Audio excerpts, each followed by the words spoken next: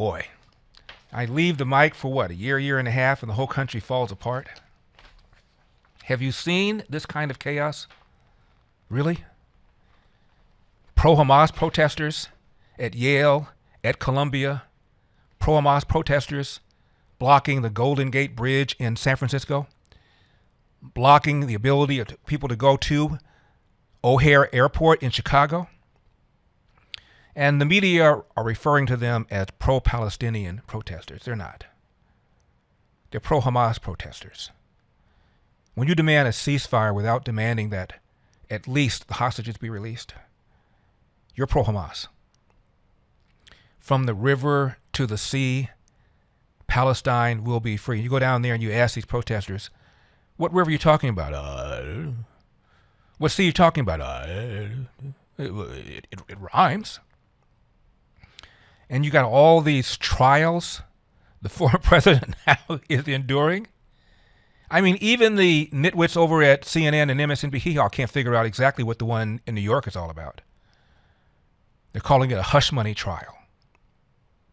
Even if he paid hush money, is that criminal?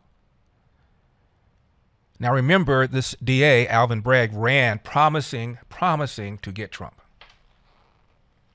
I'm a lawyer, and for a brief time I worked for the LA County DA's office.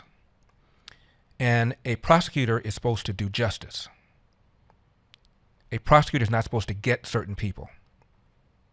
Alan Dershowitz, who's also been critical of these trials, wrote a book several years ago called The Best Defense. And in the book, he talked about the difference between a criminal defense lawyer and a prosecutor. And he said a criminal defense lawyer's job is not to let the truth come out.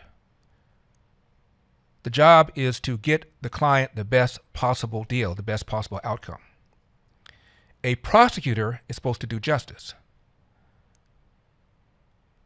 And the canons of ethics require a prosecutor to avoid any kind of appearance of bias or conflict. When you run promising to nail somebody before you've taken one word of testimony, it sounds to me like a bit of a bias here. And both the AG of New York, Letitia James, did that. Alvin Bragg did that. Fonnie Willis, the DA in Fulton County, Georgia, did that. All promising to get Donald Trump.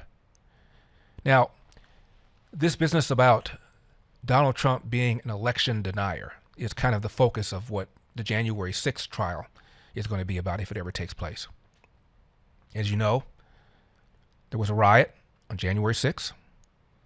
About 400 people were arrested. Not a single one was charged with insurrection. Not one.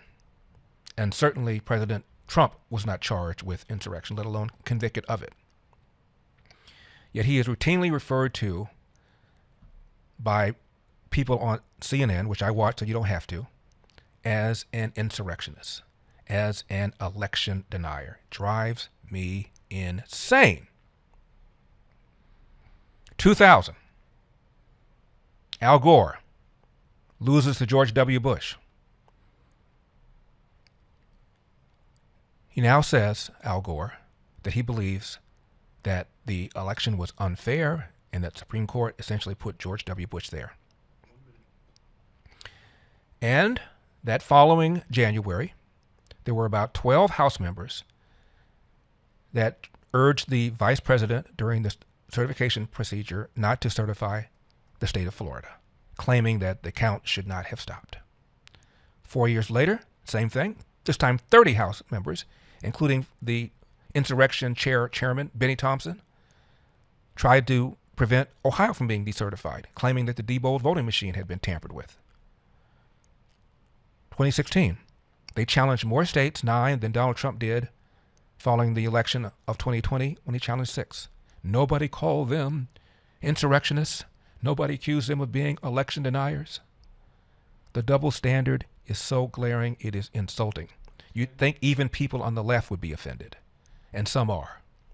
For the full episode of The Dennis Prager Show, go to pragertopia.com, sign up, and become a full member.